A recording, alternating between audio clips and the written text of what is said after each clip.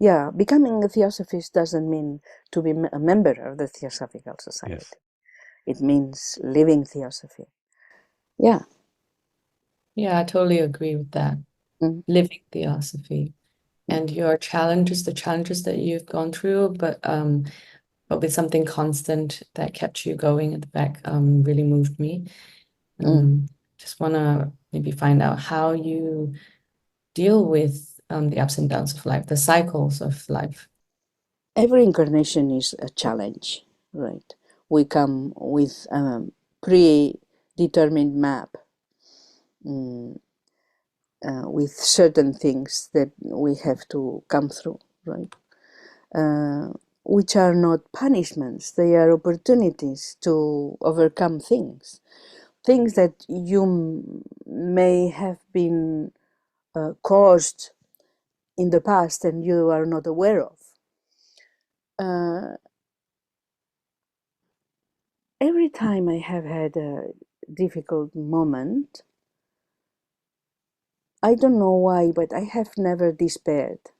Real difficult moments, you know, it has been like, I am not guilty of anything. I have faith. I don't like faith. Faith has a connotation of religious things, right? But it's not a religious thing. It's like deep, deep, very deep inside. You know that this is what you have to do, and you have to stick to it and be strong, because everything passes. So this will also pass. And the outcome of this, whatever it is, will be the right one. Nothing happens by hazard. There is always a reason for every single thing that happens in your life, whether you understand it or not. It's not a question of a little bit of acceptation. You accept whatever comes. Now, after all these years, but this has been a pattern in my life. It's like, oh well, you know, let's go with it and let's endure, and something good will come up of it, even if it doesn't, if I don't like it. And that's more and more my attitude. It has always been like that. This is hell. I have to go through it. Let's go through it, and be strong, and not let the circumstances put you down, because there is something behind all this that is trying to teach me something, and discovering what is it that you have to learn from any circumstance is interesting, even if it's just enduring. You know, it's like, okay, let's go through hell and we will come out of it. And then hell always finishes at this particular circumstance. There might be other hells later on or whatever, but life, I find that life pushes you in certain circumstances, difficult ones, you know, complicated ones, and then you have to go through hell. And then after that, life releases a little bit the pressure, and then it's like, oh, one of these moments, okay, let's take advantage of this and do other things. Don't focus on the hell you have gone through. That's past. Let's move on, right? Well, I don't know if I am explaining myself. Oh, I can relate very much, actually. And speaking about it, about difficult moments and experiences, I've been thinking recently that every such experience is really here to teach us something, and that's the point of it. And also, one thought that helps me a lot is that evolution is endless. So that means, on the one hand, what challenges you have to face, you will have to face. And on the other hand, they will pass anyway. because you have to grow. Exactly. And that's what helped me a lot. There's a time when you think, these circumstances, why?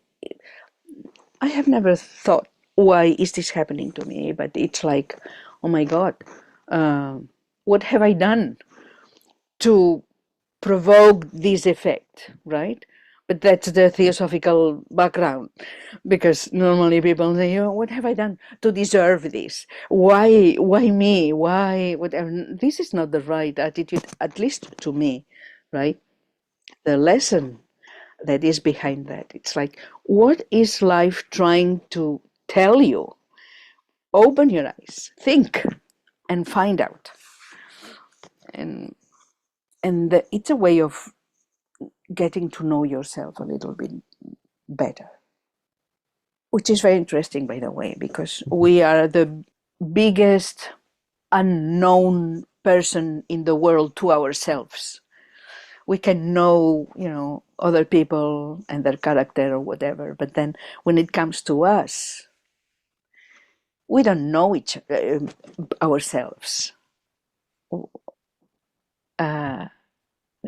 It takes a while to come to realize who you really are, why you are into this vehicle, and how this vehicle or this personality works, independently of who you really are.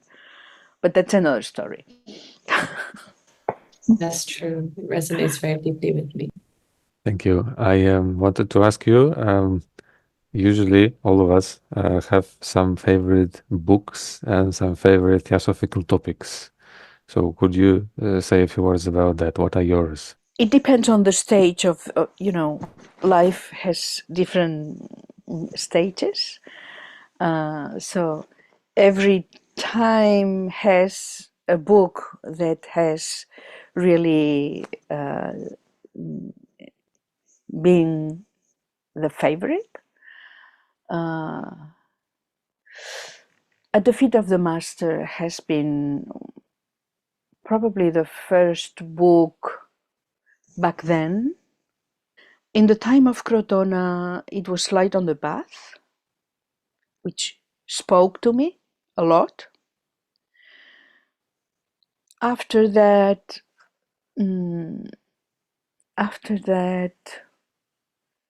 I don't know. I don't have a favorite one. I would say that because I conduct a study on the Mahatma letters, the Mahatma letters have been for me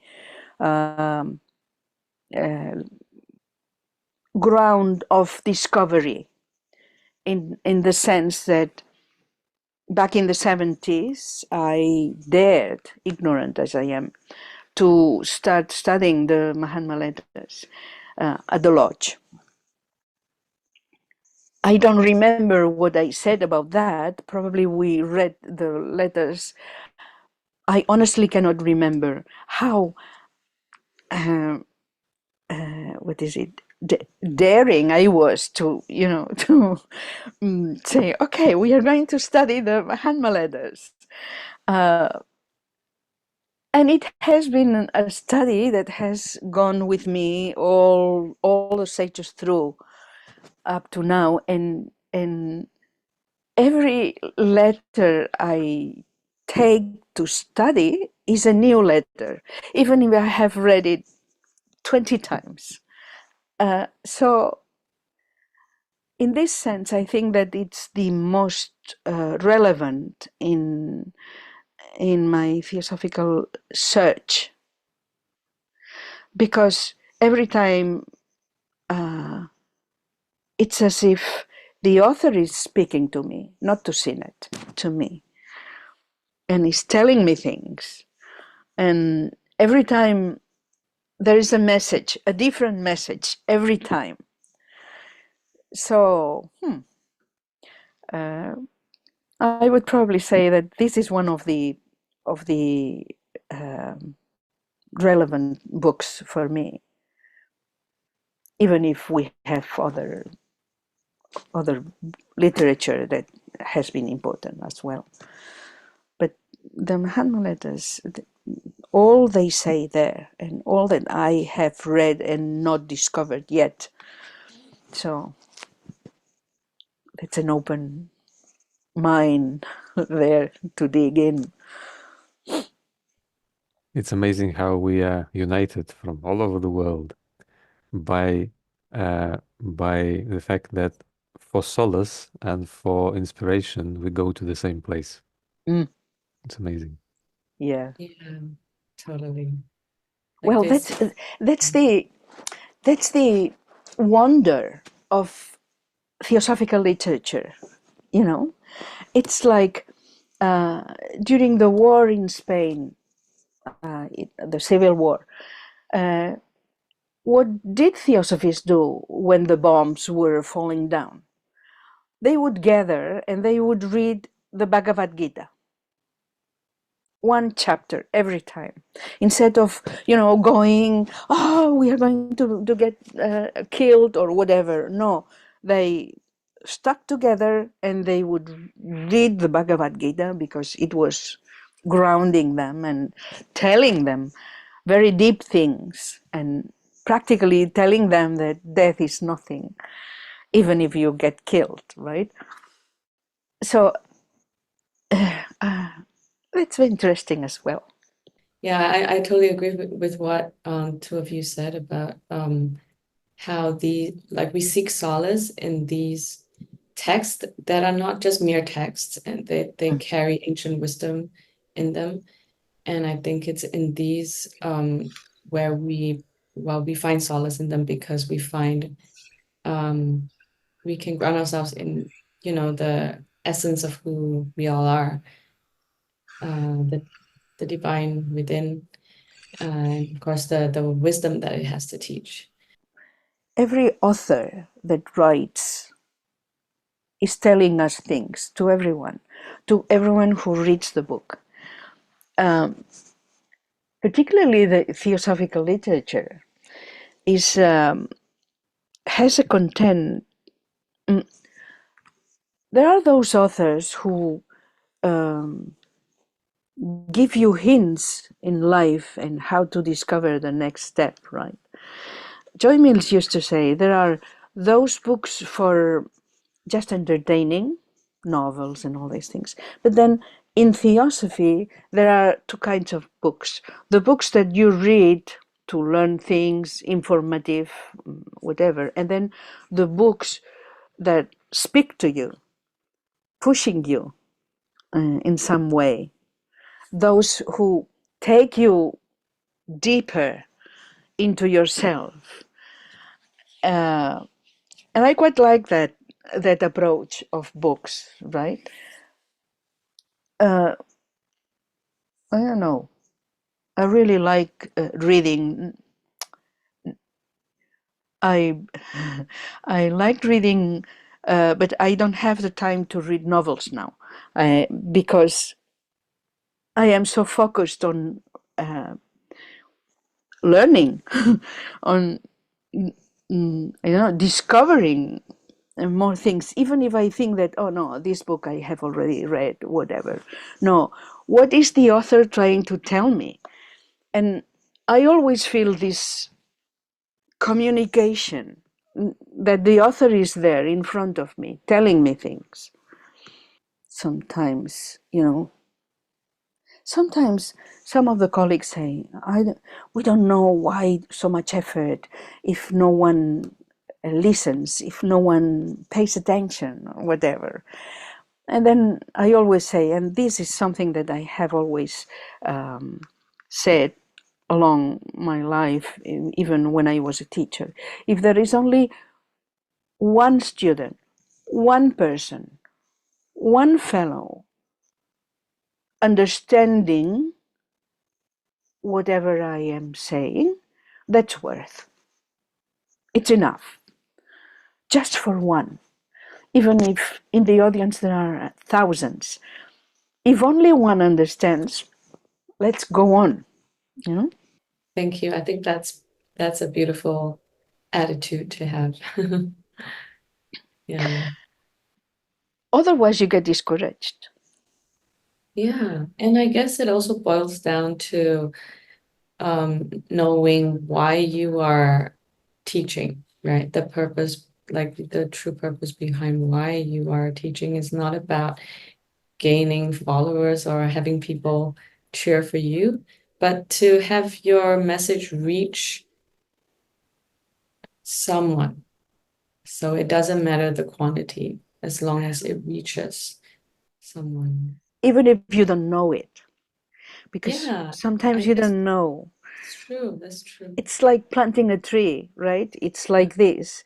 And but you know that in 30 years, in 40 years, it will be a grown up. You will not be around, but it will be there. So Yeah.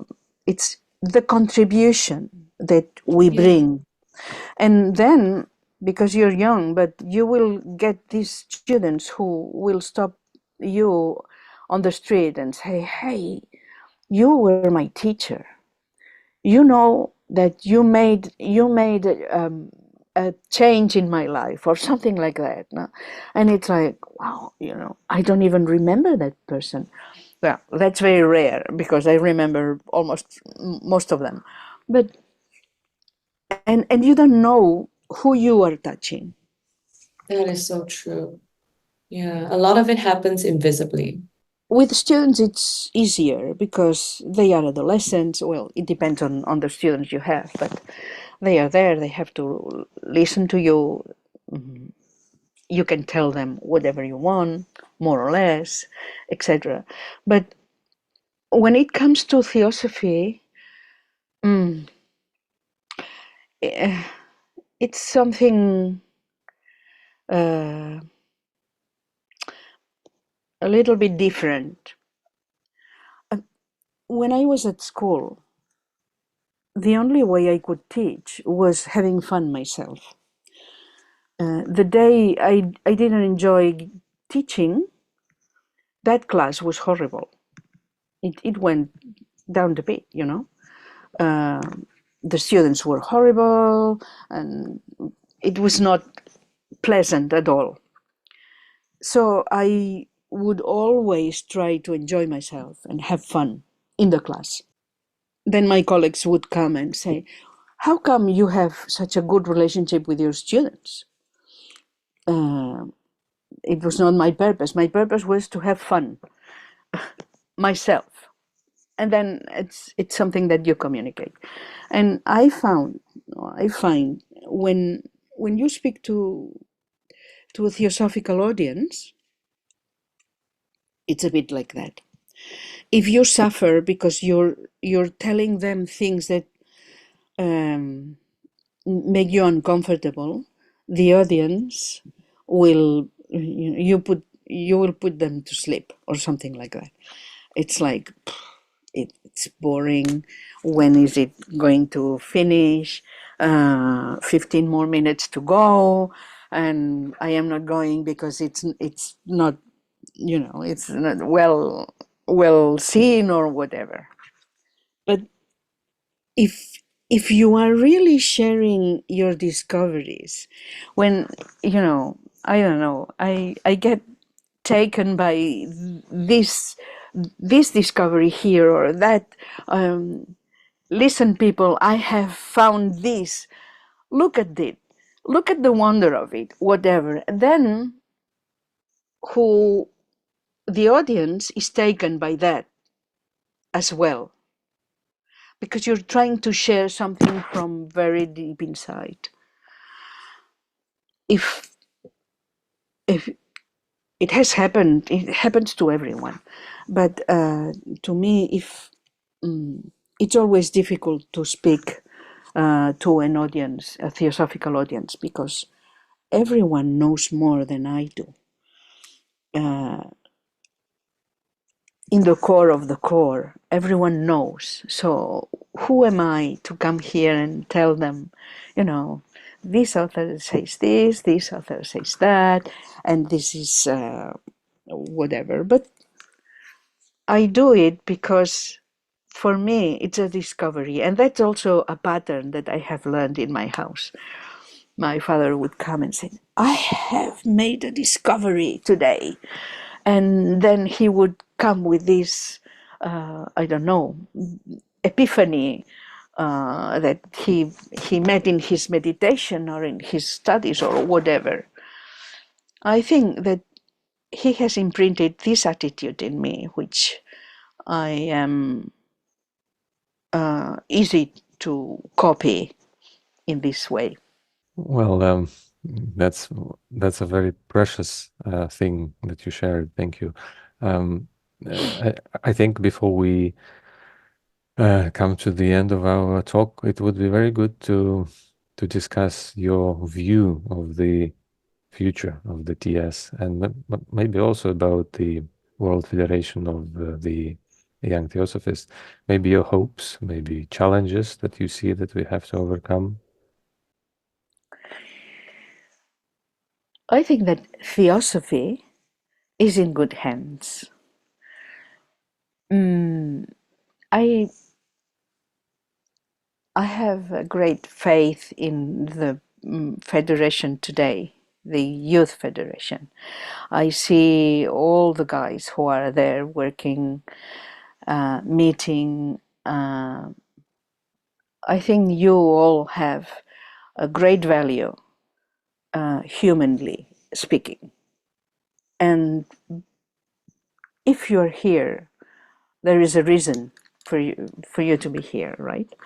I am sure that something very good will come out of that. That you are, what I see is that you are really motivated.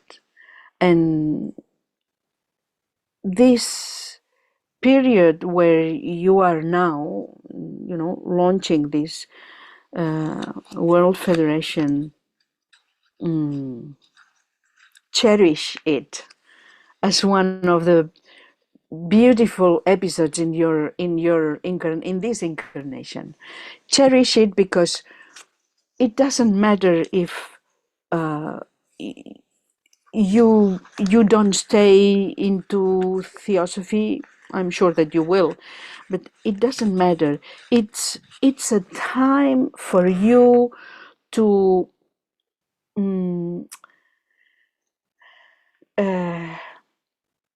take in a treasure, the magnitude of which you cannot assess. It's a treasure invisible on one hand and infinite on the other hand, because you have the universe in your hands, and that is what will keep you going. So it doesn't matter. I asked once, when I was very small, to my father, and I said, it was the time of the Cold War, when there was this red phone between Moscow and Washington, and on the paper there was always the threat that the American will push the button, or the Russians or whatever. I was really very young. Anyway, it must be 10 or something like that. And I asked my father, and I said, but what will happen if there is one of those crazy people push the button and then the whole planet collapses because of the nuclear war or whatever? And then he said, nothing will happen. We will be born in another place, and we will go on. So from then on, it was like, oh, okay, everything is okay, everything is fine, no matter what. So evolution never stops. It's something that goes on and on and on. And we are within this flow of consciousness that is flowing non-stop to the infinite. So what an adventure, don't you think? Yes, totally. That and I just Yes. want to say there's something so wonderful to say, from a father to say to a child, Mm, yes, to ease your anxiety. exactly, exactly. It he took away any fear, and from then on I have never had fear. That's funny because of that. Mm. It's like, okay, life Everything will goes be on. all right. Yeah, Mm. yeah. So for young Theosophists, it's like, keep going, be strong, go for Thank it, you. and you will do great things. It's a big challenge. I think that the future of humanity will be very, very interesting to watch, even from the other side, right? When Yeah. we're not here, but you are the builders of the future. We all are the builders of the future. And the Theosophical Society will be whatever we make of it. It's not, if it goes down the drain, it will be our work and our responsibility. But theosophy will prevail, whether it's under the Theosophical Society's label or any other label. That's true. The knowledge, the teachings will prevail. And it's important to understand the teachings and make them part of our being.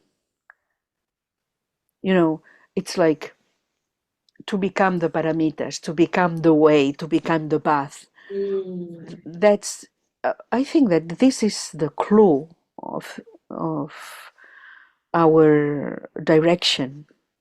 We contribute as a drop in the ocean. The ocean is very big, we are only a drop, but that drop is absolutely necessary Yeah. within the ocean. In a beach, there are millions of grains of sand, but if there is one grain of sand missing, the beach is not complete. So Mm. this is exactly the same. We are a grain in the sand of a beach, and we have to do our duty. You are doing a great job, a great. I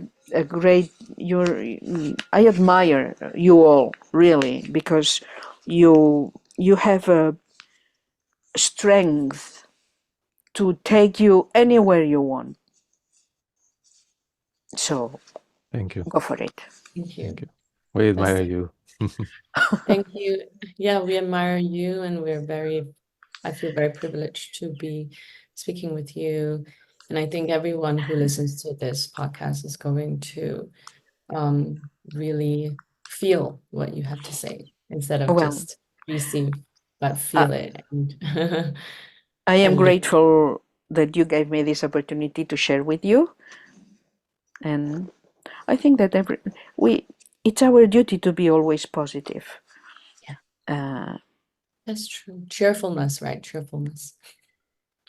it's more than cheerfulness. Ah, Um, it's a positive attitude mm, in front of anything that can come wow.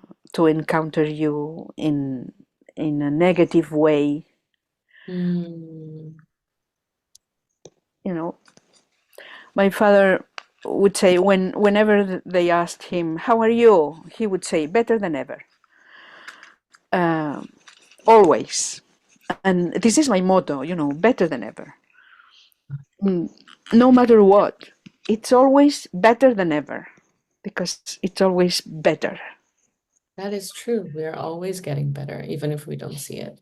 Mm. Exactly.